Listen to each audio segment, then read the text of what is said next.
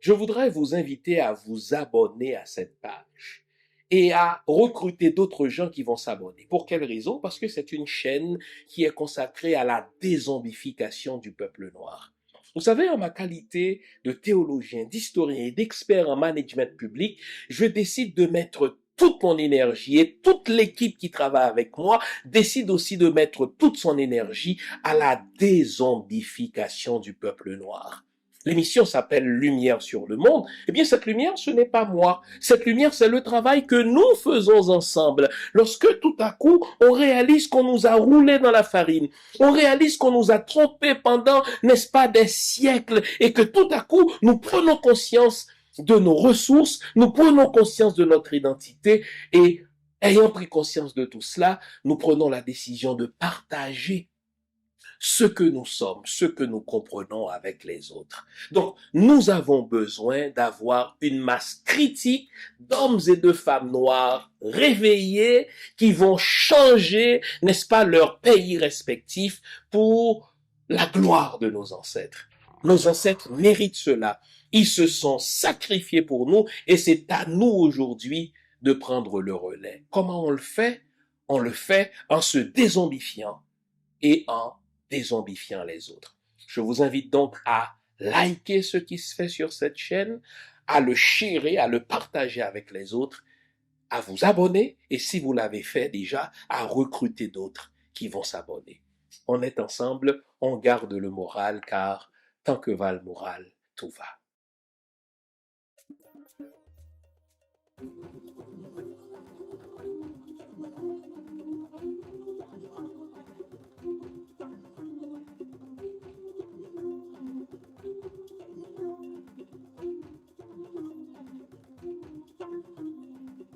Pour le pays, pour les ancêtres, marchons unis, marchons unis. Pour le pays, pour les ancêtres, marchons unis, marchons unis. Dans nos rangs, point de traître, du sol, soyons seuls maîtres. Pour le pays, pour les ancêtres, marchons unis, marchons unis. Pour le drapeau, pour la patrie, mourir est beau, mourir est beau. Notre passé nous crie, ayez l'âme aguerrie. Mourir est beau, mourir est beau. Pour le drapeau, pour la patrie. Quelques versets de la Dessalinienne, c'est-à-dire de l'hymne national haïtien. Vous l'avez compris, l'émission d'aujourd'hui sera consacrée à la question du drapeau haïtien en particulier, mais du drapeau, nous allons donc extrapoler pour parler de la problématique de la création des nations. Le prétexte nous fut servi à l'occasion de l'anniversaire convenu du drapeau haïtien en ce 18 mai. Sauf que dit comme ça, je vous laisse la fausse impression, je dis bien la fausse impression, qu'il n'y a pas de débat, qu'il n'y a pas de controverse autour du drapeau haïtien. Au fait, il y en a plusieurs, dont deux. La question des couleurs. Qu'est-ce qui a constitué les couleurs originelles du drapeau haïtien? Sont-ce le noir et le rouge ou le bleu et le rouge? La deuxième controverse, c'est quelle est la date véritable de la création du drapeau haïtien? Est-ce le 18 mai 1803, comme on le fait depuis toujours, ou bien est-ce que ce drapeau a été créé en février 1803? Derrière tout ce débat haïtiano-haïtien se profile un autre débat, un débat plus africain, un débat plus afro-descendant. Nous savons que nos ancêtres, lorsqu'ils ont créé nos nations, lorsqu'ils ont créé nos drapeaux, ils ne l'ont pas fait à l'improviste, ils y ont pensé. Le choix des couleurs, le choix des devises.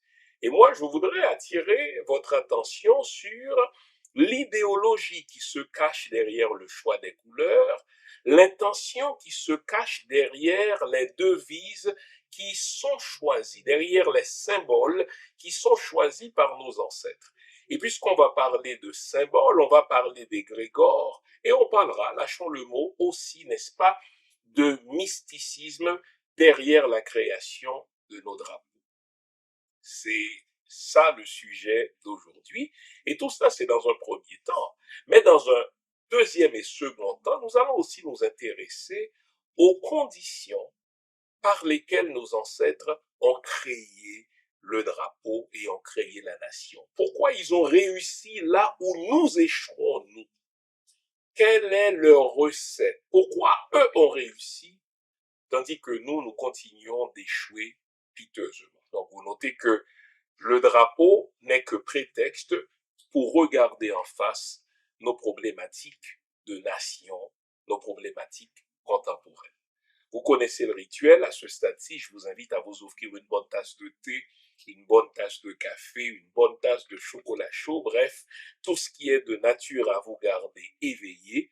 Je vous veux attentif ce matin encore, car nous allons nous dire les vraies affaires. Restez là, je vous reviens après la pause que voici. À bientôt. Vous nous l'avez demandé, nous avons le plaisir de vous apprendre que désormais, toutes nos émissions, sont disponibles avec des sous-titrages en 3 langues, en français, en anglais et en créole.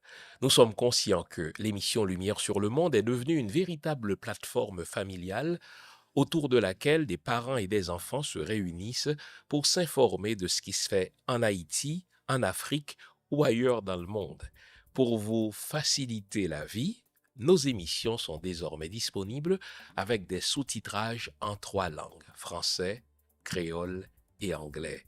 Nous progressons avec vous, nous marchons avec vous, de manière à relever nos communautés et nos peuples. Nouveau, toutes nos émissions sont disponibles avec des sous-titrages en français, en anglais et en créole.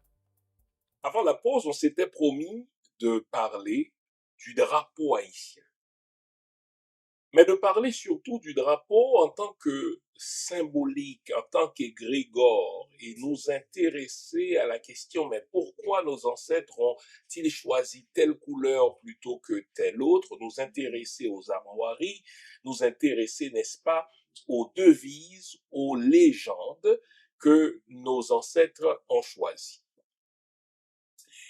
Si vous prêtez bien attention au drapeau haïtien, tel qu'il apparaît par exemple sur la page couverture de mon dernier livre Haïti, miroir d'une société en décomposition, nous retrouvons les couleurs nationales, bleu et rouge, disposées horizontalement, et au milieu du drapeau, on a donc les armoiries, un palmiste, qui est lui-même surmonté du bonnet de la liberté. Au pied du palmiste, on retrouve un trophée d'armes avec la légende « L'union fait la force ». Puisqu'on va parler de l'histoire du drapeau, ce serait trompeur que de croire que le drapeau national a toujours eu ces 2 couleurs, que le drapeau national a toujours eu ses armoiries et surtout qu'au milieu de ce drapeau national ont toujours été inscrites ces lettres-là, à savoir l'union fait la force. C'est plutôt le contraire. La vérité, c'est que même la date du 18 mai, qui est consacrée comme la date de la création du drapeau haïtien, porte à controverse, parce que, telles que les recherches historiques, tels que les documents l'attestent, la création du drapeau haïtien remonte à avant le mois de mai 1803. La création du drapeau remonte au mois de février 1803. Pour vous aider à comprendre, nous devons nous rappeler que au 19e siècle, donc en 1803, Haïti, qu'on appelait alors Saint-Domingue était une colonie française. La colonie la plus riche de toutes les colonies. Pas seulement la colonie la plus riche pour la France, c'est aussi la colonie la plus riche de toutes les colonies. Si on compare, n'est-ce pas, ce que Saint-Domingue, qu'on allait appeler plus tard Haïti, rapportait à la France, c'était vraiment la colonie la plus riche. Pour plusieurs raisons. Saint-Domingue, c'était la capitale mondiale du sucre. Saint-Domingue produisait la plus grande quantité de sucre qui était consommée partout en Europe. Saint-Domingue, c'était aussi la capitale mondiale du café. Saint-Domingue produisait le meilleur café au monde.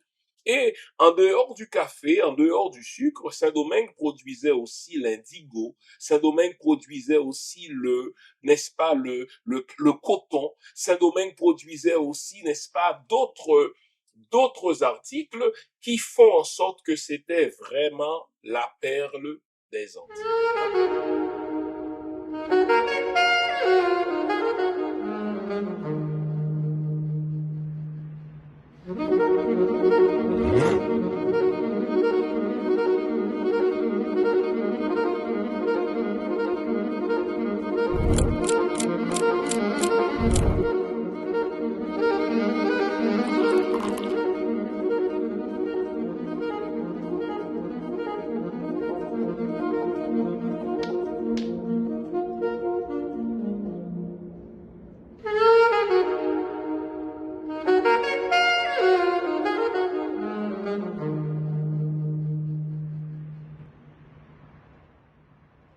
Quand on dit la perle des Antilles, ce n'était point la perle pour nos ancêtres. Au contraire, c'était l'enfer des Antilles pour nos ancêtres.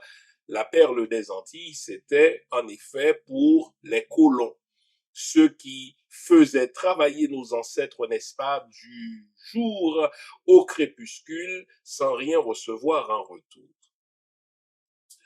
Sauf que, à partir de 1791, des choses vont sérieusement bouger à Saint-Domingue. Que s'est-il passé à partir de 1791? C'est qu'à partir du mois d'août 1791, les esclaves, nos ancêtres, vont refuser d'être considérés comme esclaves. Ils vont provoquer ce qu'on appelle le soulèvement général des esclaves lors d'une cérémonie politico-religieuse qu'on appelle la cérémonie du bois caïman le 14 août 1791. Et à partir de cette date, plus rien n'était comme avant à Saint-Domingue. Il fallait négocier désormais. Il fallait compter avec les 500 000 esclaves qui refusaient tout simplement de travailler dans les champs de coton, qui refusaient de travailler pour produire du sucre, qui refusaient de travailler pour produire, n'est-ce pas, si vous voulez, du café. Sauf que la France ne voyait pas la chose d'un bon œil. Des esclaves qui refusent de travailler signifie tout simplement l'effondrement de l'économie française. Et là, la France va y aller par une série de commissions civiles, c'est-à-dire des gens que la France révolutionnaire va dépêcher à Saint-Domingue pour essayer de pacifier la colonie, pour essayer de faire rentrer les esclaves sur les plantations. Sauf que devant la ténacité de nos ancêtres, devant leur combativité et surtout devant leur verticalité, devant leur refus de retourner sur les plantations à titre d'esclaves, l'un des commissaires, dépêché par la France, Sontonax, n'avait pas le choix que de procéder à la proclamation de la liberté générale des Noirs. Et cela s'est passé, encore une fois, au mois d'août 1793. Et encore une fois, ce n'était pas une faveur que Sontonax avait faite à nos ancêtres, puisqu'avant même cette proclamation, je vous l'ai dit, donc 200 auparavant, nos ancêtres s'étaient tenus debout pour dire « basta, nous ne retournerons plus sur la plantation à titre d'esclaves ». Bon.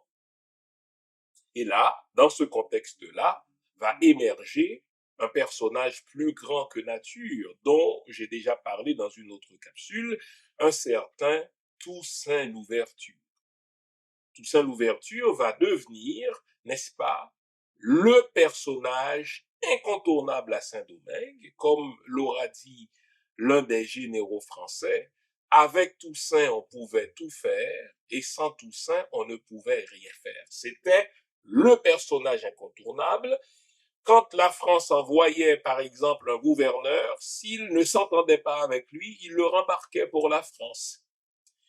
Il était devenu non seulement le militaire le plus en vue, mais également le politicien le plus expérimenté de la colonie, en sorte que ce Toussaint Louverture était à la fois un militaire, un politicien et surtout un diplomate aguerri qui s'entretenait avec les représentants de l'Angleterre, qui s'entretenait avec les représentants des États-Unis. Il correspondait avec le président des États-Unis lui-même pour faire commerce avec lui, qui s'entretenait aussi avec les représentants de l'Espagne. Bon.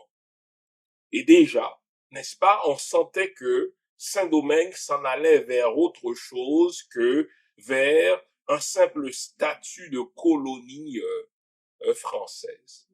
À preuve, Toussaint, en 1801, va écrire une constitution spécifique pour Saint-Domingue. Entre-temps, en France, il y a un certain Napoléon Bonaparte qui règne et qui décide de faire rentrer Saint-Domingue dans l'ordre, dans le statu quo ante. C'est quoi cette affaire de Noirs qui refusent d'être traités comme esclaves? C'est quoi cette affaire de Noirs qui refusent de travailler comme avant pour des Blancs? Et surtout, quelle est cette affaire d'une colonie qui est dirigée par un Noir à titre de gouverneur général à vie?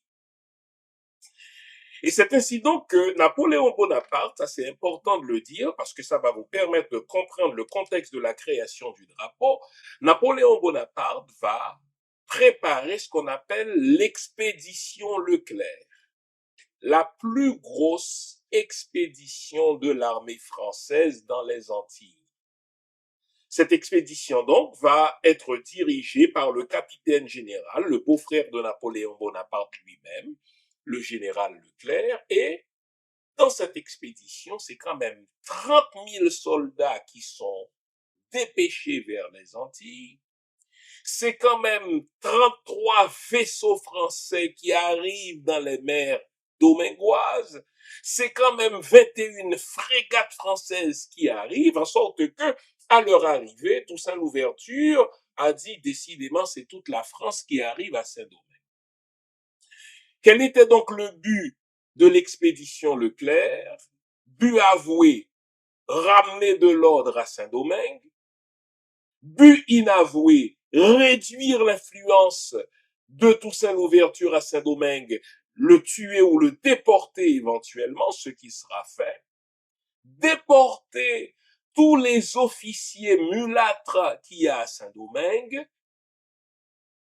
Assassiner tous les soldats noirs et tous ceux qui ont plus de 12 ans et repeupler la colonie avec d'autres noirs, question de rétablir l'esclavage. C'était ça la mission de l'expédition Leclerc. Et là, vous aurez compris que à partir de l'expédition Leclerc, la donne va changer. Leclerc va arriver avec ses 30 000 soldats. Et nos ancêtres, n'est-ce pas, ne vont pas l'entendre, n'est-ce pas, de cette oreille. Il va y avoir une guerre farouche entre l'armée indigène et l'armée française.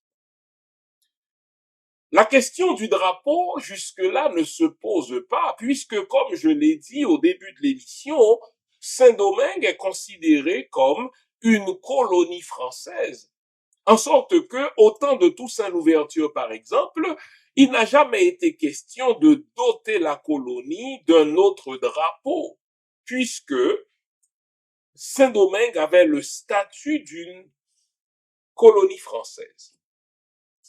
Les choses vont changer lorsque, par exemple, nos ancêtres vont voir clair au jeu de Napoléon Bonaparte, lorsqu'ils vont voir clair au jeu de Leclerc, lorsqu'ils vont voir clair au jeu de Rochambeau. Un Alexandre Pétion, par exemple, qui est arrivé avec Leclerc lors de l'expédition pour combattre, n'est-ce pas, l'armée indigène, va réaliser que les Français vont l'utiliser contre ses propres frères pour les tuer, mais qu'une fois ce travail aurait été fait, lui-même serait soit assassiné, soit déporté, ou soit réduit en esclavage, selon le vœu de Napoléon Bonaparte. Et là, il va y avoir une entente entre les anciens libres, les mulâtres, les gens de couleur, et les nouveaux libres, c'est-à-dire les noirs qui se sont soulevés en disant que nous ne retournerons plus à la plantation à titre d'esclaves. De cette union entre anciens libres et nouveaux libres va naître donc l'armée indigène à la tête de laquelle va se retrouver nul autre que le général Jean-Jacques Dessalines. Alors il y aura des guerres, il y aura des combats sur tout le territoire domingois entre l'armée de nos ancêtres, l'armée indigène et l'armée française. La question du drapeau ne s'est pas encore posée parce que l'armée indigène de nos ancêtres continuait d'utiliser, comme si de rien n'était, le symbole de la France, c'est-à-dire le tricolore, le bleu, blanc, rouge. La question qui consiste à savoir est-ce qu'il ne nous faut pas notre drapeau à nous ne se posait pas encore. Jusqu'à un combat particulier dans l'Ouest, qui est dirigé par Pétion. Ce combat eut lieu dans la plaine du cul-de-sac, donc dans l'ouest, n'est-ce pas, de l'île. Que s'est-il passé? À la suite de ce combat farouche entre l'armée française et l'armée indigène, eh bien, l'armée française va mettre la main sur un certain nombre, n'est-ce pas, de produits, sur un certain nombre de butins qui provenaient de l'armée indigène. Et l'un des objets saisis par l'armée française, c'est le drapeau de l'armée indigène. Ce drapeau-là n'était nul autre que le bleu, blanc, rouge. Et alors là, les Français n'ont pas pu s'empêcher de rire. Ils ont dit, écoutez, regardez des gens qui prétendent se battre pour l'indépendance. Lorsqu'on a saisi quelques objets en provenance de leur armée, surprise, on retrouve exactement le drapeau français. Donc, ils ne se battent pas vraiment pour l'indépendance, ils se battent pour autre chose, mais ils ne se battent pas pour l'indépendance, puisqu'ils ont exactement le drapeau français, le même que nous. Nouveau, bonne nouvelle, toutes les émissions Lumière sur le monde se trouvent désormais en mode podcast. Cela veut dire que vous pouvez continuer à vaquer à vos occupations tandis que vous nous écoutez, où que vous soyez, dans votre voiture, à l'épicerie, au travail, en faisant vos courses ou à la maison. Toutes les émissions Lumière sur le monde en français et en créole sont en mode podcast. Vous les trouverez sur Apple Podcast, Spotify, Podcast Index, Google Podcast, Amazon Music, Stitcher et les autres. Nous sommes partout en mode podcast. Il n'en tient qu'à vous. Nouveau, bonne nouvelle, Lumière sur le monde est en podcast.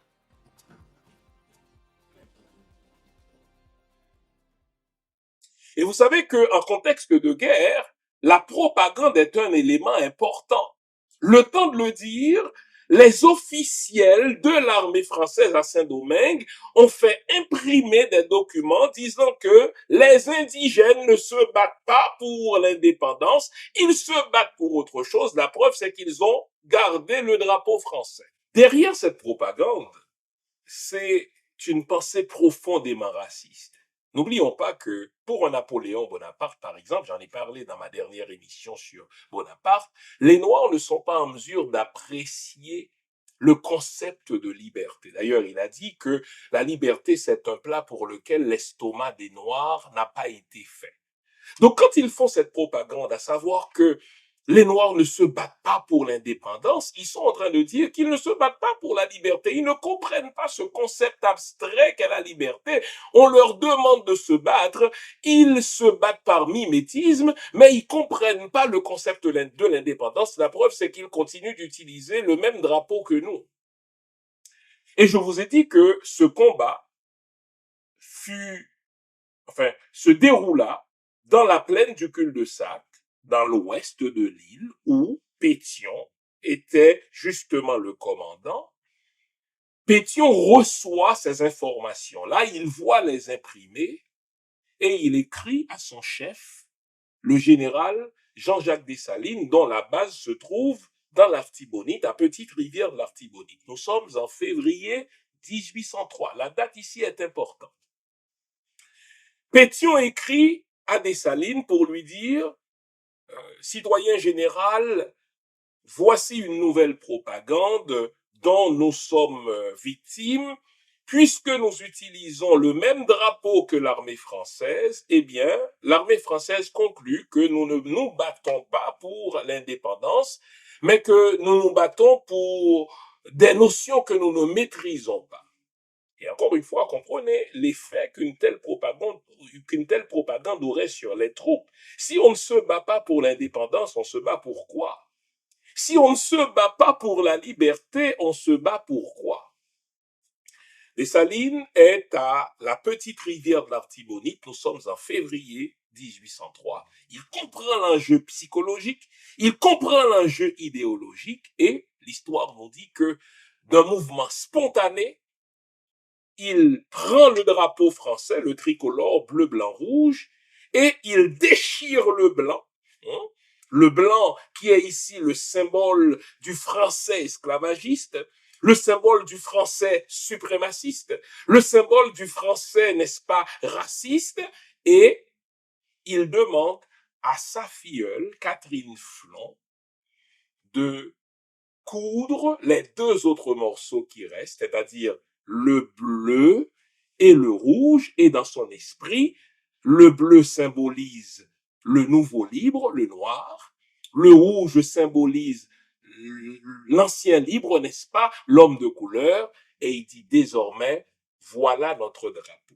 Le bleu et le rouge, disposés verticalement, le bleu du côté de la rampe et le rouge de l'autre côté, et au milieu du drapeau, il écrit la devise « Liberté ou la mort ». Ça, c'est en ce qui concerne Dessalines. Mais là, on n'a rien réglé encore. Tout ce que je vous dis là, c'est que s'il faut parler de la création du drapeau haïtien, le drapeau haïtien, historiquement, le drapeau haïtien, techniquement, n'a pas été créé le 18 mai 1803, il a été créé en février 1803. Au fait, quelque part, vers le 13 ou le 14 février, il faut déduire la date, même si on n'est pas sûr, puisque dès le lendemain, le frère de Catherine Flon, qui avait toute l'oreille et toute l'attention de Jean-Jacques Dessalines, va être assassiné, Jacques Flon va être assassiné par les Français. Mais, très bien, nous sommes en février, ce qui écarte la date du 18 mai comme date de la création du drapeau haïtien. Nous allons voir pourquoi on retient la date du 18 mai. En vous présentant le bleu et le rouge comme les couleurs du drapeau dessalinien, je vous laisse la fausse impression que le bleu et le rouge auraient été le premier drapeau que nos armées indigènes ont utilisé. Vous notez que désormais je parlais de l'armée indigène et là tout à coup je parle des armées indigènes. C'est un fait exprès. Je vais vous rappeler quelque chose. Quand on parle de l'armée indigène avec les Jean-Jacques Dessalines, avec les Alexandre Pétion, avec les Capois-la-Mort, avec les Henri Christophe, pour ne citer que ces gens-là, on oublie qu'il y a d'autres combattants qui ne se sont pas ralliés à cette armée indigène sous le contrôle de Jean-Jacques Dessalines. Parce que au moment où l'on se parle, il y a environ 500 000 nouveaux libres, c'est-à-dire 500 000 Noirs, anciennement esclaves, qui refusent de travailler et qui sont, grosso modo, intégrés dans ce qu'on appelle l'armée indigène. Sauf que de ces 500 000 Noirs-là, 60% d'entre eux sont nés en Afrique. On les appelle des bossales. Les autres 40% sont nés à Saint-Domingue. On les appelle justement des créoles. Et il y a eu des divergences de vues, des divergences d'opinion, des divergences de vision quant à ce qu'il fallait faire désormais à Saint-Domingue. Parmi ces bossales, il y a les fameux marrons, ceux qui vont faire des razzias, ceux qui vont pratiquer la guérilla dans les plaines, ils frappent et ils retournent dans les montagnes, selon la technique du hit and run. Ils frappent et ils courent. Bon. À la tête de ces marrons-là se trouvent de grands noms, par exemple, comme un certain L'Amour d'Hérence. L'Amour d'Hérence, qui est une véritable légende, surtout dans le sud d'Haïti, lui, il ne s'entend pas avec Dessalines pour une raison simple, c'est que quand Dessalines luttait dans l'armée française sous la direction de Leclerc, Leclerc utilisait Dessalines, entre autres, pour aller poursuivre les marrons dans les montagnes, et Dessalines n'était pas tendre avec eux. Maintenant que Dessalines ne lutte plus pour Leclerc et qu'il lutte pour autre chose, c'est-à-dire pour l'indépendance de l'île, pour l'indépendance de Saint-Domingue, eh bien, l'Amour d'Hérence a de la difficulté à croire en la conversion, pour ainsi dire, n'est-ce pas, de Dessalines. Donc, ces deux-là ne s'aimaient pas et ne se sentaient pas. Pourquoi je vous parle de l'Amour d'Hérence? C'est que l'Amour d'Hérence, lui, originaire de l'Afrique, selon les sociétés secrètes, il serait originaire du Congo. Lui, ça c'est très important, bien avant la date de février 1803, utilisait un drapeau pour ses propres troupes. Et devinez quelles étaient les couleurs de ce drapeau? Noir et rouge, disposés verticalement. Le noir et le rouge. Et la devise des troupes de l'Amour d'Hérence, c'était libre ou mourir. Et là, je dois vous rappeler qu'avec Dessalines, c'est le bleu et le rouge.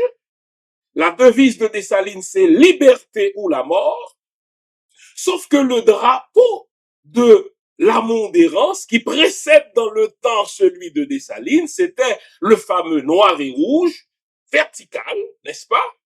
Et au milieu de ce drapeau, il y a une devise, libre ou mourir. Vous l'aurez remarqué, on a changé notre site web. Sur le site web, vous trouverez plusieurs onglets. L'onglet Accueil vous souhaite la bienvenue et tout de suite après, vous tombez sur l'onglet Biographie. Alors là, vous avez une idée des études que j'ai faites. Ensuite, vous avez l'onglet Boutique. Dans l'onglet Boutique, vous trouverez mes livres. Jusqu'à présent, j'en ai écrit 14. Toujours dans la boutique, vous aurez aussi accès au type de formation que j'offre soit à des individus ou à des entreprises. Vous avez aussi l'onglet événements. À l'onglet événements, on vous dit ce que je fais, où je le fais et quand je le fais. Comme ça, si je présente une conférence quelque part, si je donne une formation quelque part, vous le savez. Mais ça, c'est à venir. À l'onglet articles, vous avez accès à quelques-uns des articles que j'ai fait paraître sur moult sujets.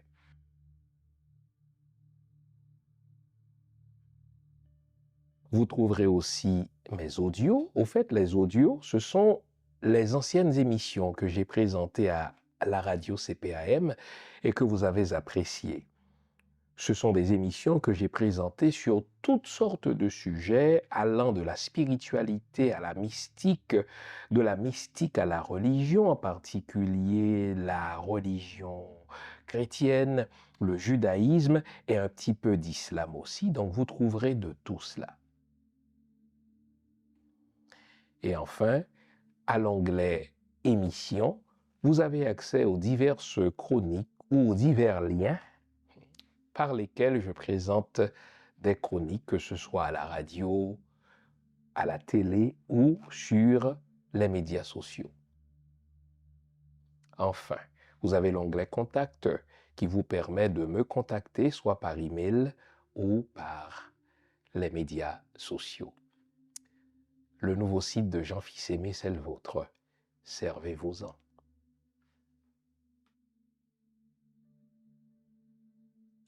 Si vous me demandez entre le bleu et le rouge d'une part et le noir et le rouge d'autre part, lequel a précédé l'autre, eh bien, mon métier d'historien me commande de vous dire que le noir et le rouge précèdent le bleu et le rouge, puisque bien avant la décision de Jean-Jacques Dessalines d'enlever le blanc du tricolore français et de créer un nouveau drapeau avec les deux couleurs restantes, le bleu et le rouge, et d'y apposer la devise liberté ou la mort, il y avait le drapeau de l'amour d'errance dans le sud, qui était le noir et le rouge disposés verticalement, et au beau milieu de ce drapeau, on retrouve justement la devise libre ou mourir.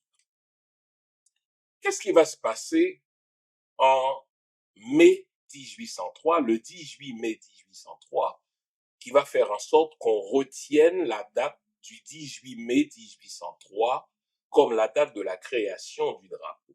Bon. En 1803, nous sommes dans cette fameuse guerre de l'indépendance qui va prendre fin en novembre 1803 à Vertières, lorsque Rochambeau, qui remplace le général Leclerc, va céder, n'est-ce pas, l'île aux indigènes, à nos ancêtres.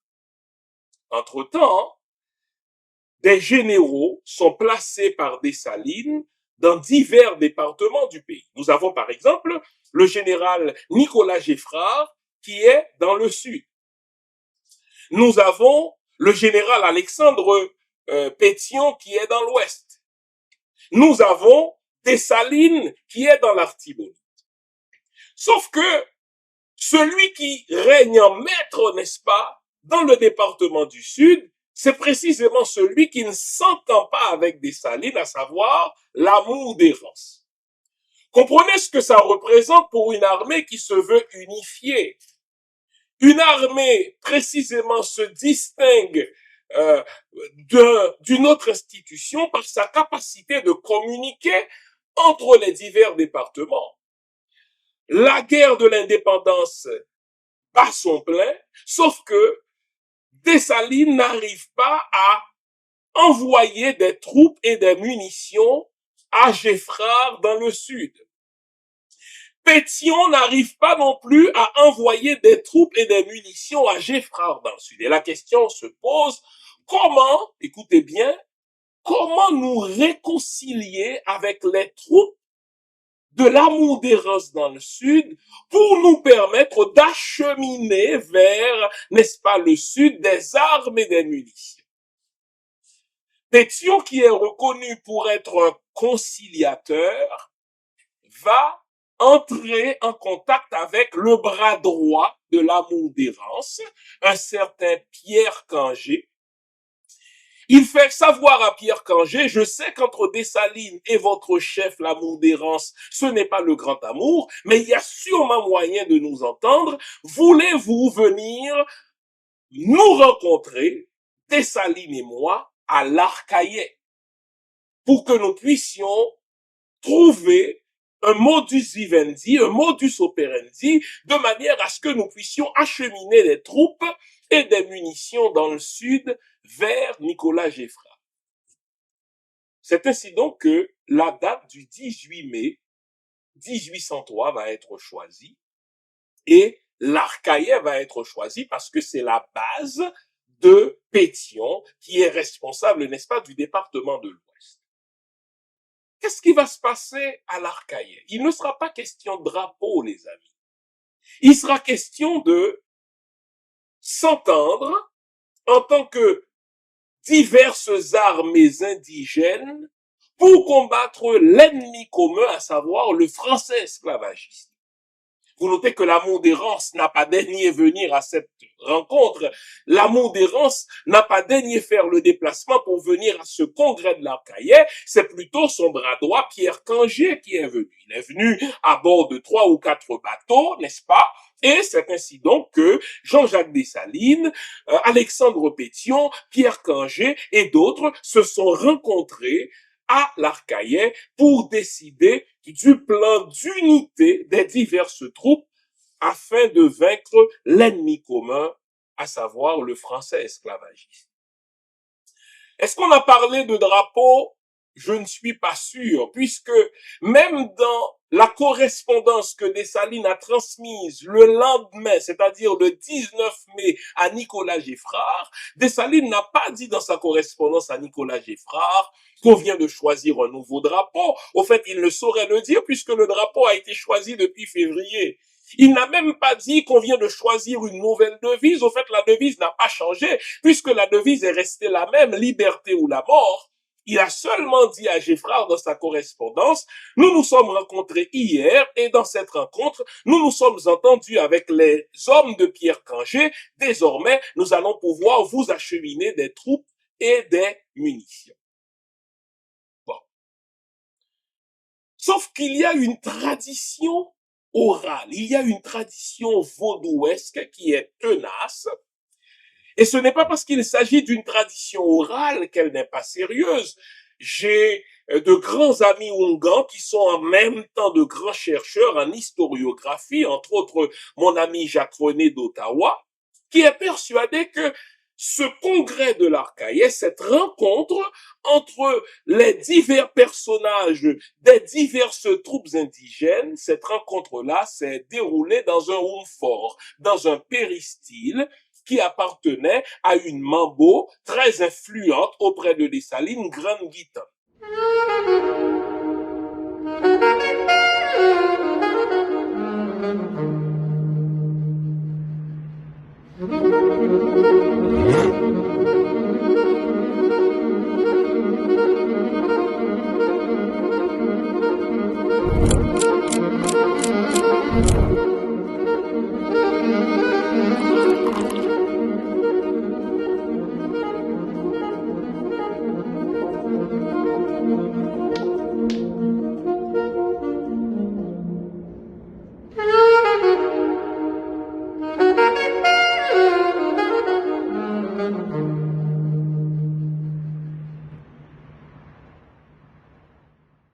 Et c'est dans ce péristyle, dans ce fort, sous la houlette de Grande Guitane, que Dessalines aurait officialisé les couleurs bleu et rouge comme drapeau haïtien et aurait prêté serment, donc sur ce drapeau bleu et rouge, en jurant à ses collègues militaires qu'il conduirait ses frères vers la liberté. Bon.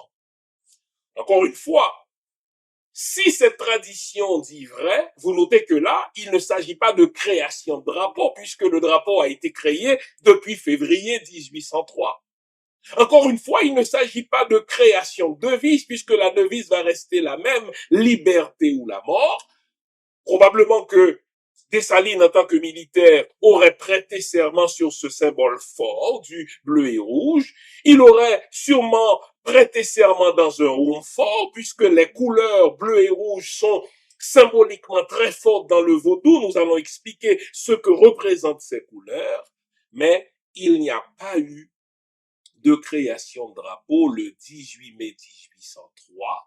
C'est un mythe fondateur, comme on trouve dans tous les peuples, mais historiquement, le drapeau bleu et rouge a été créé, n'est-ce pas, 3 mois auparavant, c'est-à-dire au mois de février 1803. Est-ce qu'il y a eu une officialisation de ce drapeau Là, je ne suis même pas sûr, puisque dès le mois de février, Dessalines a transmis des communiqués à ses différents généraux aux divers points de l'île, à savoir que désormais, pour éviter que les Français ne disent que nous ne savons pas pourquoi nous nous battons, notre drapeau va être le bleu et le rouge, et notre devise va être liberté ou la mort.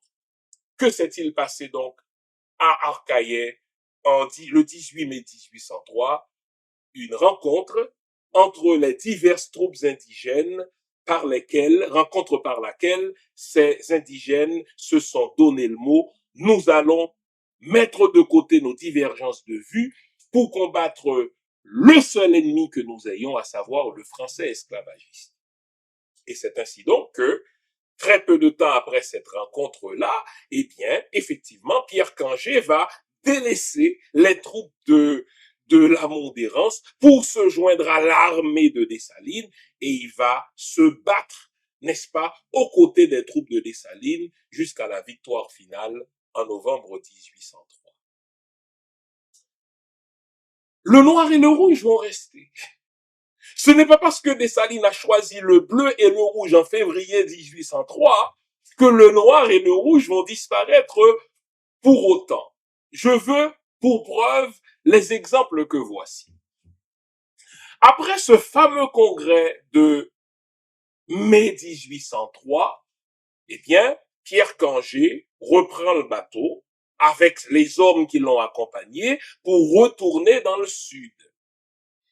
Et voilà que les bateaux à bord desquels se trouvaient les hommes de Pierre Kangé ont été pris en cible par des bateaux français. Bon, l'un des hommes de Pierre Kangé, qui répond au nom de Jean-Pierre, a été arrêté par des marins français. Et devinez ce qu'on trouve dans son bateau. Dans son bateau, on retrouve le drapeau noir et rouge qui a pour devise « Libre ou mourir ».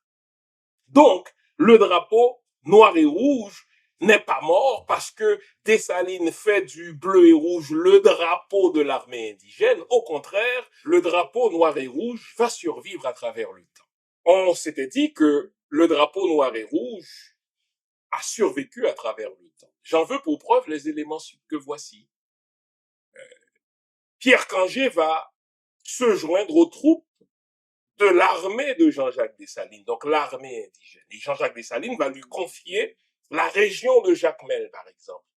Devinez quel drapeau était hissé sur les bases de Jacmel. Le drapeau noir et rouge avec pour devise « Libre ou mourir ». Donc, on s'approche de la fameuse bataille de novembre 1803, donc de Vertières, qui est pour moi, j'ai fait une vidéo là-dessus, la plus importante bataille des temps modernes, car à Vertières, c'est des préjugés qui se sont battus. À Vertières, c'est l'ancien continent, le plus vieux continent et le nouveau monde. À Vertières, c'est des idéologies racistes qui se sont battus contre des idéologies égalitaristes, etc. Et à Vertières, donc, on retrouve les troupes de Kangé. Les troupes de Kangé qui arrivent dans le nord, etc. Devinez encore une fois quel drapeau Kangé va utiliser même dans le nord d'Haïti lors de la fameuse bataille de Vertières, le drapeau noir et rouge, qui a cohabité avec le drapeau bleu et rouge. Exemple, eh bien, au fort Picolet, qui se trouve, n'est-ce pas, non loin du Cap, on hissait le drapeau bleu et rouge lorsque Rochambeau a capitulé, mais Kangé a gardé le drapeau noir et rouge. Bon. L'indépendance est proclamée le 1er janvier 1804 et il n'y a aucun document officiel qui fait mention du drapeau haïtien comme le drapeau bleu et rouge. Tout ce qu'on a, c'est des témoignages indirects. Car vous devez savoir qu'après l'indépendance, même si les nations européennes ou les États-Unis refusaient d'avoir une diplomatie officielle avec le nouveau pays noir, eh bien, ils avaient, ces pays-là, des relations officieuses. Donc, on retrouve des témoignages indirects de diplomates qui venaient voir Jean-Jacques Dessalines ou des étrangers qui venaient dans le pays pour toutes sortes de raisons et ils sont unanimes quand on leur demande mais quelles sont les couleurs du drapeau, quel est le drapeau qui est hissé, n'est-ce pas, dans les forts, qui est hissé sur les bases militaires, etc. Ils sont unanimes en disant que le drapeau haïtien, c'est le bleu et le rouge. Entre-temps, on ne s'est pas posé la question sur les armoiries ou sur la nouvelle devise. Nous sommes encore en janvier 1804. Vous vous demandez où trouver mes livres? Simple, sur mon site, prioritairement, www.jeanfils-aimé.com. Vous avez accès à tout ce que j'ai écrit. Où que vous vous trouviez dans le monde, nous livrons partout où c'est possible. Vous pouvez aussi avoir accès à mes livres par amazon.ca. C'est un excellent cadeau à se faire ou à faire aux autres. Servez-vous-en. L'indépendance une fois conquise, la question se pose, mais quel est le drapeau national? Le débat n'est pas encore fait. On n'a pas encore de documents officiels qui disent voici le drapeau officiel de la nation. Tout ce qu'on a, encore une fois, ce sont des témoignages indirects de représentants officieux des nations européennes comme l'Angleterre, de représentants officieux des États-Unis qui sont unanimes quand on leur demande mais quel est le drapeau qui est hissé sur les forts? Quel est le drapeau qui est hissé sur, n'est-ce pas, les bâtiments militaires? Eh bien, ces observateurs étrangers sont unanimes en disant leur drapeau, c'est le bleu et le rouge. Mais vous notez qu'à date, il n'y a pas de réflexion qui est faite encore sur les vraies couleurs du drapeau haïtien. Ah, nous sommes en janvier 1804. En mai 1804, donc 4 mois plus tard, on a un discours de Jean-Jacques Dessalines, ça c'est important, où, s'adressant à ses officiers, s'adressant à ses généraux, Jean-Jacques Dessalines dit il nous faut avoir un nouveau drapeau. Au fait, le drapeau qu'on aurait dû avoir, c'est ça son expression, on ne l'a pas encore. Quel est ce drapeau? Il nous laisse songeur. On va le savoir lorsqu'effectivement Dessalines va promulguer la toute première constitution de la nation, donc en mai 1805. Vous notez, il en parle un an avant. En mai 1804, il dit, écoutez, le vrai drapeau, on ne l'a pas encore. Et un an plus tard, lorsque sa première constitution va être promulguée, alors, il ne laisse aucun doute sur sa volonté, à savoir, le drapeau haïtien doit être le noir et le rouge. Et ceux qui connaissent Dessalines savent, et il y a une forte tradition orale, surtout dans les sociétés secrètes, savent que Dessalines n'a pas improvisé le noir et le rouge, il y a une pensée derrière tout cela. C'est comme si dans l'esprit de Jean-Jacques Dessalines, écoutez-moi bien, le bleu et le rouge étaient un drapeau de transition, mais que une fois l'indépendance acquise, les couleurs de la nation haïtienne devraient être le noir et le rouge. Je connais quelqu'un dont l'expertise, justement, ce sont les sociétés secrètes en Haïti, qui nous révèle dans son livre dont j'ai déjà parlé, d'ailleurs, les sociétés secrètes en Haïti, de l'imaginaire au réel, et lui, l'auteur, il dit, écoutez, le drapeau, jusqu'à présent d'ailleurs, des sociétés secrètes en Haïti, c'est le noir et le rouge. Vous vous souvenez? Quand je vous avais parlé de l'amour d'errance et que je vous avais dit que bien avant le bleu et le rouge, l'amour d'errance avait déjà choisi son drapeau noir et rouge, eh bien, cet amour d'errance, qui est un adepte des sociétés secrètes, qui est considéré aujourd'hui encore comme un loi dans les sociétés secrètes, eh bien, le noir et le rouge, c'était le drapeau de d'errance. Dessalines avait choisi dans un premier temps le bleu et le rouge, mais dans son esprit, le bleu et le rouge étaient conçus pour être drapeau de transition. Et une fois la guerre de l'indépendance gagnée, le drapeau de la nouvelle nation doit être le noir et le rouge. Il a semé cette pensée auprès de ses généraux en mai 1804, donc 4 mois après la proclamation de l'indépendance, et un an après, donc en mai 1805, lorsqu'il promulgue sa première constitution, il révèle, sans mauvais jeu de mots, les couleurs. Le drapeau haïtien va être le noir et le rouge. Quand on sait à quel point nos ancêtres ne font rien par hasard, quand on sait que pour nos ancêtres pétris de spiritualité africaine et pour un Dessalines pétri de spiritualité vaudou, les odeurs ont une importance, les sons ont une importance, mais les couleurs ont aussi une importance. On n'a pas le choix que de nous arrêter sur les couleurs que Dessalines a choisies, le noir et le rouge, les couleurs que Christophe va garder, car entre-temps, lorsque Dessalines sera assassiné un an plus tard, soit en octobre 1806, le pays va être scindé en deux. Dans l'Ouest, on va avoir la République d'Haïti, donc on va passer de l'Empire d'Haïti à la République d'Haïti avec Pétion. Le drapeau de la République de Pétion va être le bleu et le rouge disposés horizontalement, tandis que dans le Grand Nord, on va donc passer au Royaume du Nord avec Christophe et le drapeau du Royaume d'Haïti va être justement le noir et le rouge disposés verticalement avec le noir du côté de la rampe.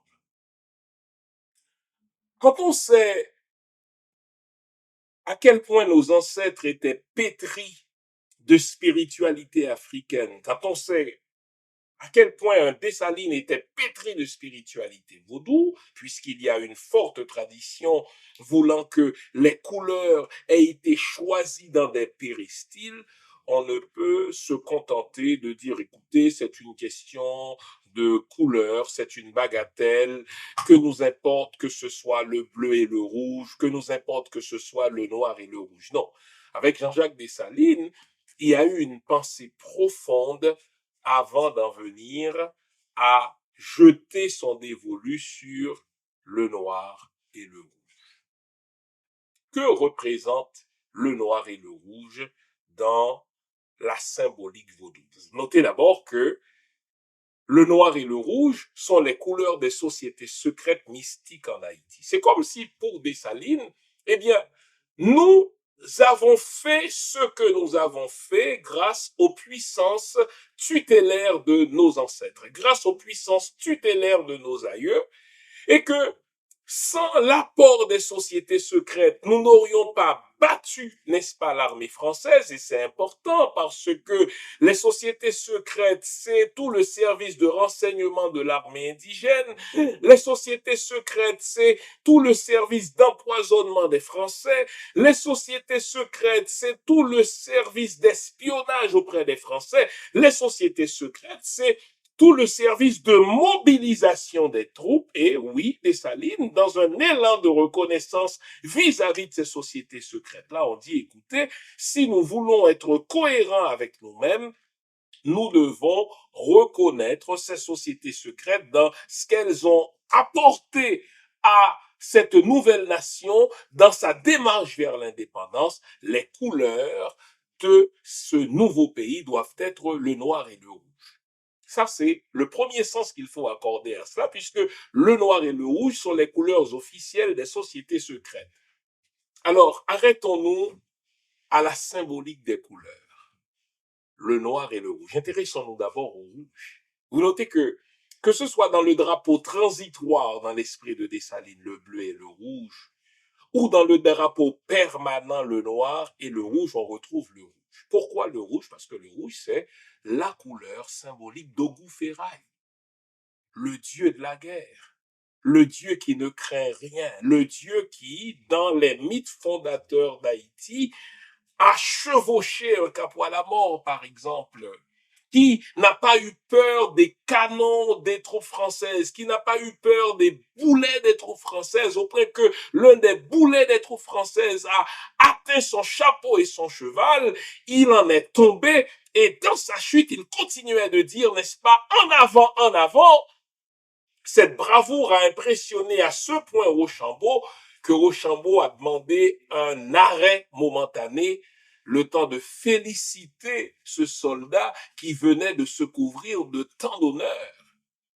Et lorsque Rochambeau devait capituler justement le 18 novembre 1803, il a tenu à faire don à ce brave soldat du nom de Capot à la mort, qui n'a eu peur ni de la mort, qui n'a eu peur ni des canons français. Et dans les sociétés secrètes haïtiennes, dans la mystique vaudou, on a dit que ce capot à la mort fut chevauché par Ogou-Ferraille, dont la couleur symbolique est le rouge. Quand on dit que Capot à la mort fut chevauché par Ogou-Ferraille, que dire de Dessalines? D'ailleurs, on continue de dire que Ogou-Ferraille s'est incarné en Jean-Jacques Dessalines. C'est l'homme qui n'avait peur de rien, qui n'avait peur de rien par sa fougue, qui n'avait peur de rien par son intelligence, qui n'avait peur de rien en ce qu'il savait qu'il était investi d'une mission, celle de libérer ses frères et de les conduire à l'intelligence. Donc le rouge, c'est un hommage rendu à Ogou-Ferraille.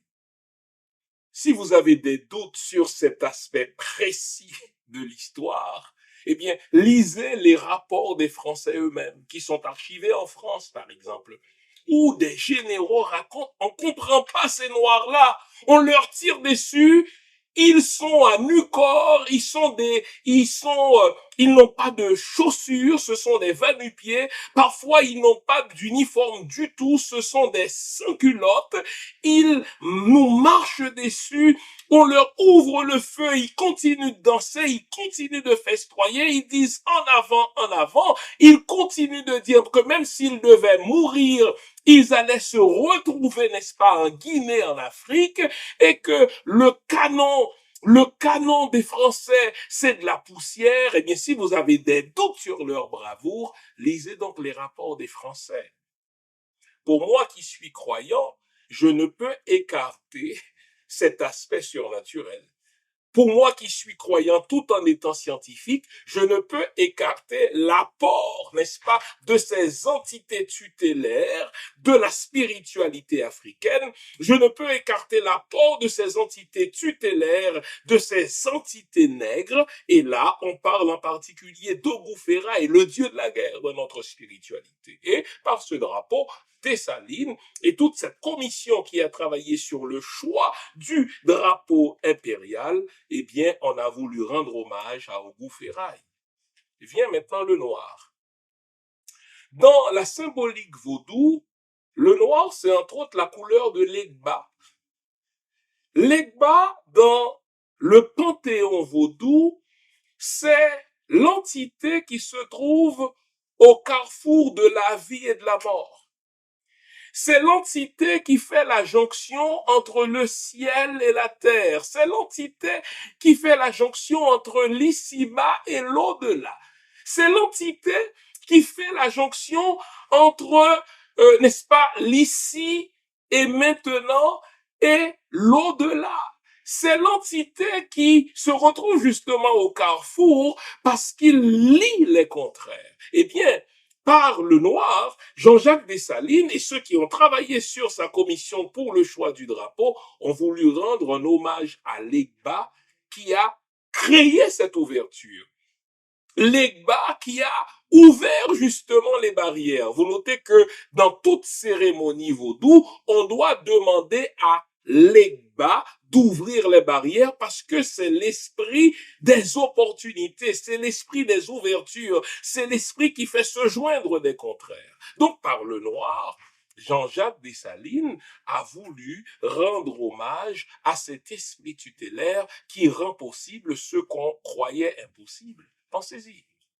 Pensez-y, les amis. quand on parle de la guerre de l'indépendance, c'est une guerre qui a commencé, entre autres, n'est-ce pas, depuis 1791, là. Et on avait vu en Toussaint Louverture une incarnation de l'Egba en ce que Toussaint Louverture rendait possible ce qu'on croyait impossible. Pensez-y. Nos ancêtres ont battu les Anglais. Un général Maitland de l'armée anglaise a dû capituler devant Toussaint Louverture. Et j'aime à dire que c'est à Saint-Domingue que pour la première fois, des armées européennes ont mordu la poussière devant des armées non européennes. Avant Saint-Domingue, les armées européennes se battraient entre elles. Parfois, l'une gagnait, l'autre perdait. Mais c'est la première fois à Saint-Domingue qu'une armée européenne était battue aux mains d'une armée non européenne. Toussaint a fait ça en battant l'armée anglaise. Toussaint a fait ça en battant l'armée espagnole. Toussaint a fait ça en battant l'armée française, puisque Toussaint n'a pas toujours été aux côtés des Français. On l'a vu dans l'émission consacrée à Toussaint Louverture, il se battait du côté des Espagnols. Alors, tous disaient, mais cet homme-là fait des ouvertures partout, il doit être l'incarnation de l'Egba. Et l'une des couleurs symboliques de l'Egba, c'est le noir. Précisément parce qu'on a fait ce que personne n'a cru être possible. On pensait que les Noirs n'étaient pas faits pour la liberté. On pensait que les Noirs étaient inférieurs aux Blancs. On pensait que les Noirs étaient plus des animaux que des humains. Voilà que nous venons d'établir la toute première république noire indépendante du monde. Haïti devient une terre d'opportunités. C'est ça aussi le message que Dessalines veut envoyer par la couleur du noir. Le noir, symbole de l'Egba, c'est le symbole des ouvertures, c'est le symbole des opportunités. Si vous prenez le temps de lire la Constitution impériale, Dessalines veut que Haïti soit une terre de liberté pour tous.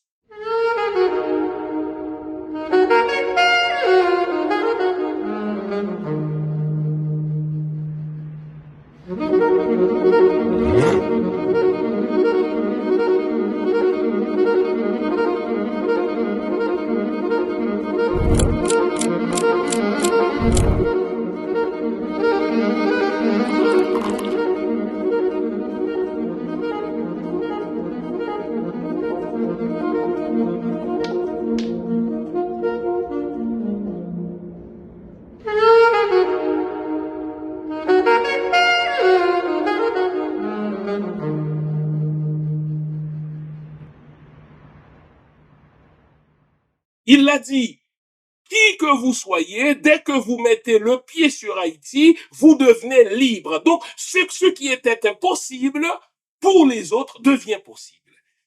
Et vous notez que dans ce sens-là, la révolution haïtienne a été une source d'inspiration pour tous les mouvements révolutionnaires de par le monde. Aux États-Unis, par exemple, un Nat Turner, dans sa révolte contre ses maîtres esclaves, a été inspiré par la révolution haïtienne.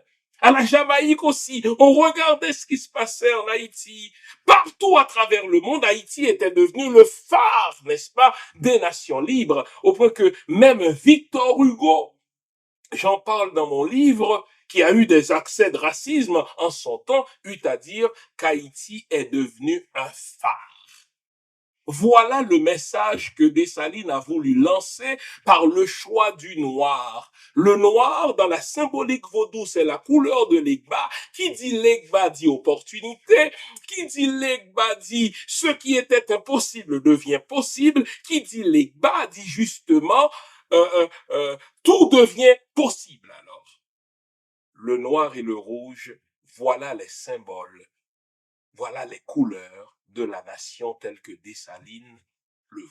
Le noir et le rouge, maintenant, du point de vue humain, c'est pour le noir quelque chose de fondamental que Dessalines voulait communiquer. Dans sa constitution, Dessalines a dit que le peuple haïtien serait reconnu comme un peuple noir d'un point de vue générique.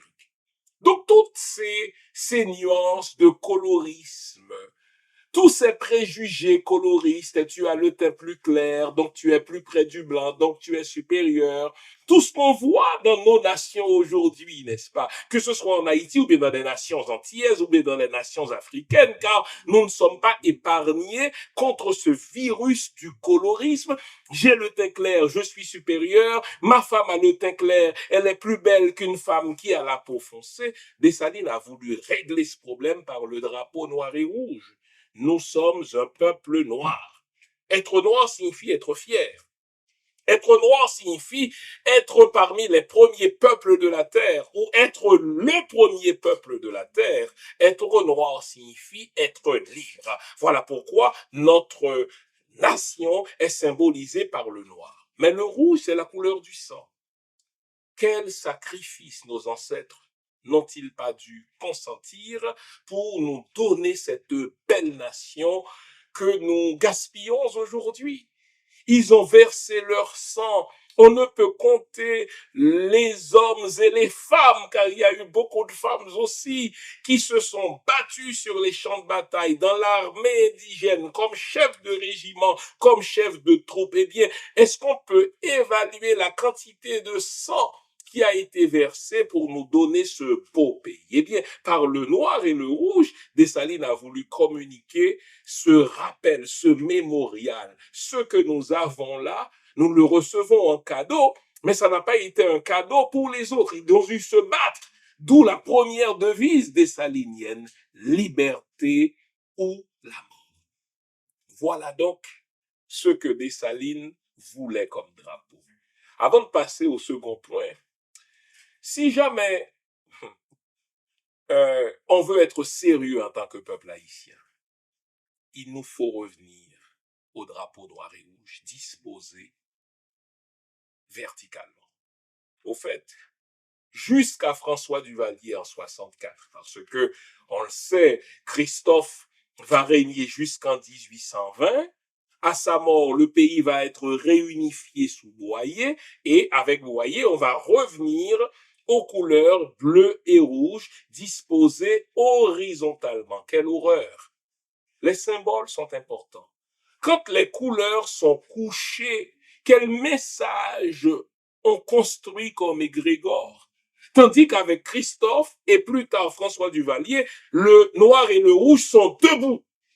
Et ça rappelle la fameuse phrase de Dessalines, au premier coup de canon, tous les Haïtiens sont debout comme des soldats. Eh bien, si je devais faire partie d'une commission réfléchissant sur le drapeau haïtien, il n'y a aucun doute dans mon esprit qu'il nous faut revenir au drapeau noir et rouge pour les multiples raisons, non seulement historiques, anthropologiques, culturelles et mystiques que je vous ai mentionnées. Le noir et le rouge sont, quant à moi, les véritables couleurs de la nation haïtienne, mais disposées verticalement, c'est-à-dire nous sommes prêts à nous battre.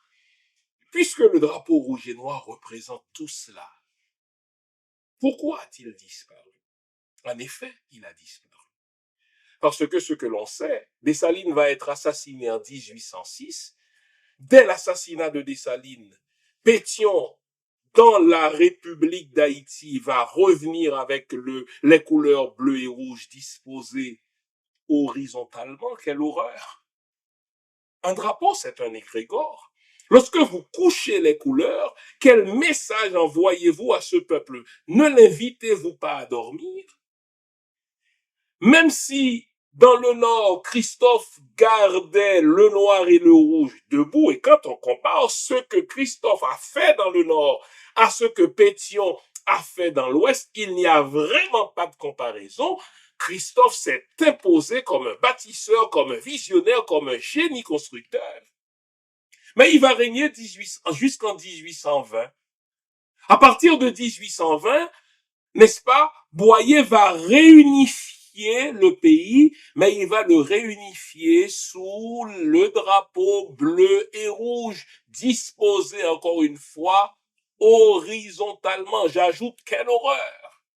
Et n'oublions pas que c'est ce même Boyer qui, dans son désir de ressembler aux Français, le fameux mimétisme, va accepter de payer, n'est-ce pas, les 150 millions de francs à la France qu'on avait battu quelques années plus tard, mais pour être accepté comme pays indépendant de la France. Trouvez l'erreur, les amis.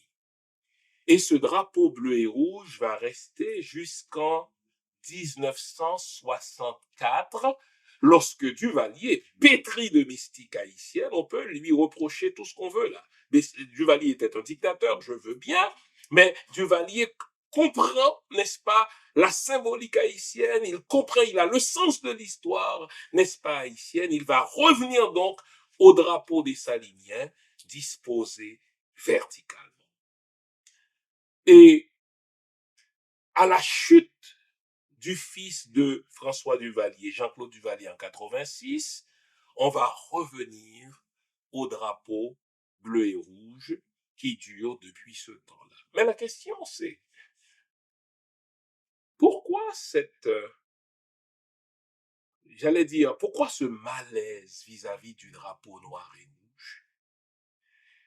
J'essaie de comprendre ce malaise à partir de plusieurs points de vue. Bon, d'abord, il y a une ignorance de notre histoire.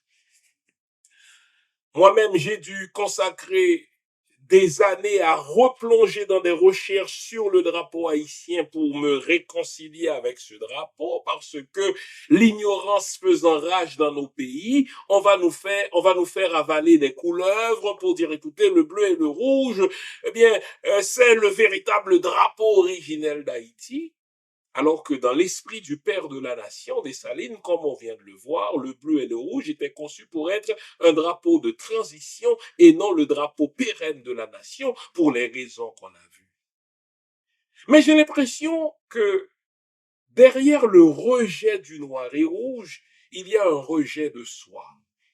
Ce que Jean Price-Mars appelle le bovarisme. Le noir nous rappelle notre couleur. Le noir nous rappelle notre race. Et précisément parce que nous avons été scolarisés dans une école coloniale où on nous a appris à aimer le blanc et à détester le noir, donc à nous détester nous-mêmes, j'ai l'impression que dans notre subconscient collectif, quand on voit le noir, il nous rappelle notre passé et on préfère le cacher, on préfère le remplacer par le bleu.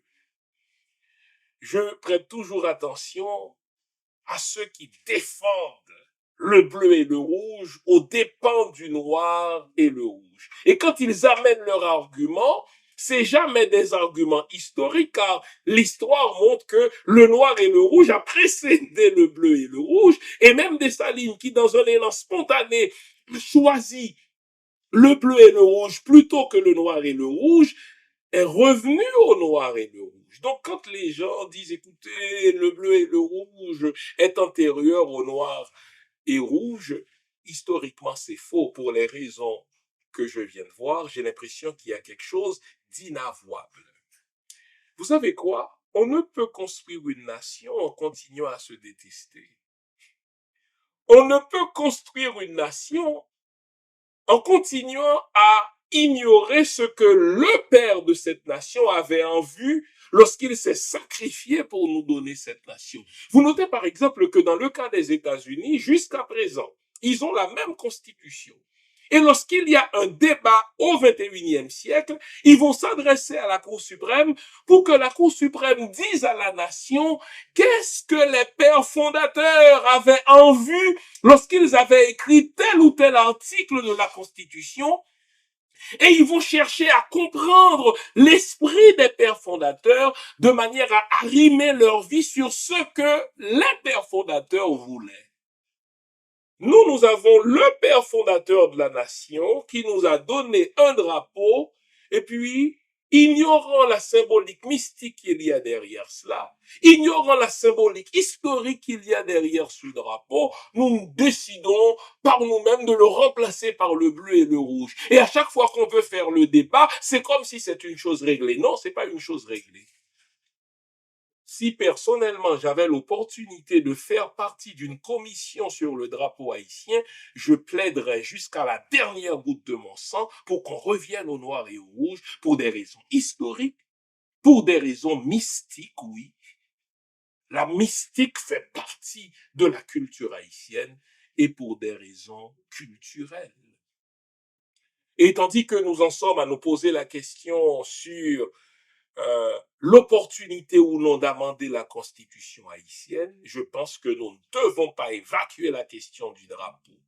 Une nation est faite de symboles, surtout quand il s'agit d'Haïti, la première nation noire indépendante dans le monde. Il ne faut pas évacuer le symbolisme de la chose.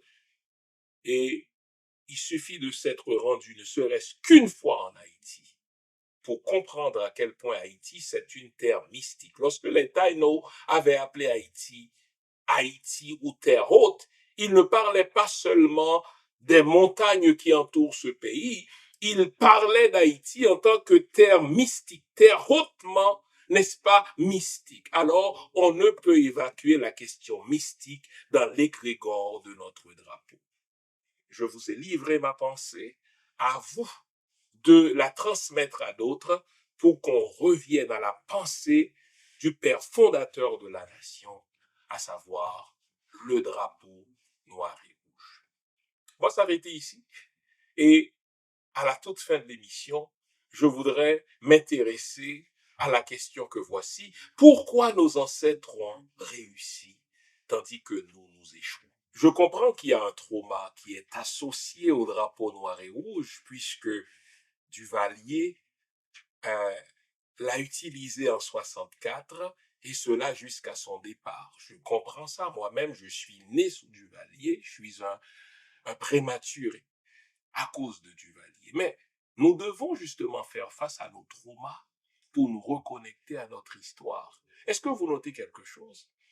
Quand il y a des manifestations en Haïti et que le peuple haïtien, le véritable peuple haïtien, les masses haïtiennes veulent se faire entendre, vous remarquez que les masses haïtiennes utilisent le drapeau noir et rouge pour dire voici qui nous sommes vraiment. Donc, on ne peut pas continuer à balayer sous la table la question de l'égrégore, n'est-ce pas, haïtien, la question du drapeau haïtien. Il ne fait aucun doute dans mon esprit que du point de vue historique, le véritable drapeau haïtien, tel que le père fondateur de la nation l'a voulu, c'est le noir et le rouge. Maintenant, avant de terminer, posons-nous la question, pourquoi nos ancêtres ont réussi là où nous échouons? Parce que créer un drapeau, c'est aussi créer une nation. Nos ancêtres étaient en mesure d'utiliser leurs ennemis ou leurs ennemis. J'ai l'impression que nous avons perdu notre lucidité. Nous prenons pour amis des gens qui sont au fait nos ennemis. Et nous considérons comme ennemis des gens qui sont nos amis. Vous savez à quel signe on fait le distinguo entre amis et ennemis? Un ennemi, c'est quelqu'un qui nous veut du mal. Comment on sait que quelqu'un est notre ennemi? Regardez son histoire avec nous. Vous pensez que la France est votre ami? Vous pensez que le Royaume-Uni est votre ami? Vous pensez que les États-Unis sont vos amis? Regardez l'histoire de ces pays-là avec votre pays et vous allez réaliser que ces pays-là vous ont toujours fait du mal en ce qu'ils vous ont toujours exploité. Donc, nos ancêtres ont pu identifier leur ennemi. Est-ce que nous avons cette lucidité-là? Ou souvent, nous prenons l'ennemi pour l'ami et nous considérons nos amis potentiels, qui sont peut-être égarés aujourd'hui, comme des ennemis. Quelqu'un qui n'a pas la même pensée politique que nous, quelqu'un qui n'a pas la même vision que nous. Ce n'est pas parce que quelqu'un ne partage pas les mêmes convictions politiques que moi qu'il devient automatiquement mon ennemi. Toussaint Louverture appelait ceux qui n'avaient pas les mêmes visions politiques que lui comme des amis, des frères qui ont été égarés pendant un certain temps et à qui il faut tendre, n'est-ce pas, l'olivier de la paix. La deuxième raison qui explique le succès de nos ancêtres dans la création du drapeau, dans la création de la nation, c'est qu'ils étaient en mesure de construire un projet commun. Ils identifiaient leurs ennemis. Ils avaient un projet commun. Quel était ce projet commun? Nous voulons créer une nation libre. Nous voulons créer un État dans lequel hommes et femmes sont libres. Ils savaient ce qu'ils ne voulaient pas. Car pour avoir un projet en commun, il faut savoir ce qu'on ne veut pas. Ils disent plus jamais l'esclavage. Malheureusement, nous, aujourd'hui, on n'a plus de projet commun. Tel parti politique a pour ambition de s'accaparer du pouvoir et une fois qu'il parvient au pouvoir, d'y rester et il est prêt à tout pour y rester. Ce n'est pas ça que j'appelle un projet commun. Un projet commun pour Haïti serait par exemple qu'Haïti redevienne le phare qu'il est appelé à être. Un projet commun pour tel pays d'Afrique, par exemple, serait que tous puissent manger à sa faim. Un projet commun pour tel autre pays serait que les ressources de ce pays soient mises au service de la majorité de ce pays. Et enfin, non seulement ils étaient en mesure d'identifier leurs ennemis, ils étaient en mesure d'avoir un projet en commun, ils savaient ce qu'ils ne voulaient pas, enfin, ils étaient prêts à tous les sacrifices pour atteindre ce rêve. Liberté ou la mort. Et quand Dessalines disait liberté ou la mort, il était vraiment prêt à mourir. Quand Dessalines disait, écoutez, si jamais les Français voulaient nous reprendre ce pays, ils vont retrouver un tas de cendres. Quand Christophe a dit cela, il le pensait vraiment. Christophe, dont j'ai déjà parlé dans une autre émission, c'était un entrepreneur extrêmement riche. Lorsque les troupes de Leclerc sont arrivées à Saint-Domingue et Christophe a refusé de se rendre, il a suivi donc le mot d'ordre de Toussaint Louverture, à savoir mettre le feu partout. Vous savez, qu'est-ce qu'il a incendié le premier? Sa maison. Et là, on parle d'un manoir avec des œuvres d'art de grand prix, avec, n'est-ce pas, des objets de grande valeur. Il a prêché par l'exemple en mettant le feu dans sa maison, dans son manoir, devrais-je dire, en premier. Sommes-nous prêts aujourd'hui à tous les sacrifices pour notre patrie? J'ai lu l'hymne haïtien au début de l'émission, pour le pays, pour la patrie, pour le drapeau, pour les ancêtres, mourir est beau. Aujourd'hui, nos leaders sont des opportunistes. Des gens qui attendent que les pays tuteurs leur passent le pouvoir, que la France leur donne le pouvoir, que les États-Unis leur donnent le pouvoir. Ils ne sont pas prêts au sacrifice ultime pour tirer leur population vers le haut. Voilà pourquoi la population ne les suit pas. Ils ont des ambitions personnelles, mais ils ne sont pas des leaders légitimes ni des leaders crédibles parce qu'ils ne sont pas prêts à tout pour les pays que les ancêtres leur ont légués.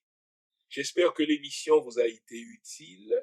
J'espère qu'en dehors de toutes ces informations historiques, il y a une réflexion qui est en train de germer dans notre esprit, à savoir que nous n'avons pas le droit de changer des symboles qui nous ont été transmis.